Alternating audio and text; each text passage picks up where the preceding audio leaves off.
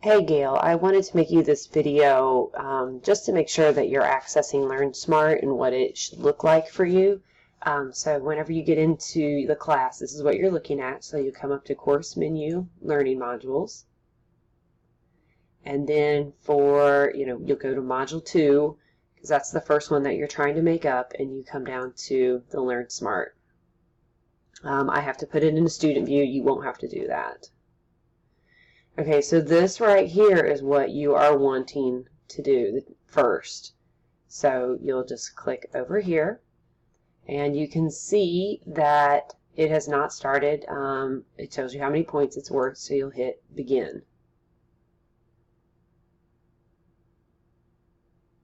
And this is what it looks like. So you'll click, and then how much confidence you have in answering it. If you do not see this,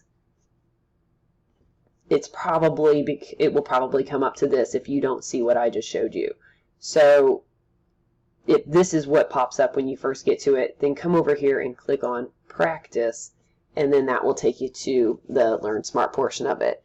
It shows you have 20 items left, and LearnSmart is not based on how many answers you get wrong or right. It's based on how far you make it through it. So if you only make it through halfway, then you're only going to get 50% on the assignment. If you do the entire thing, you get 100%.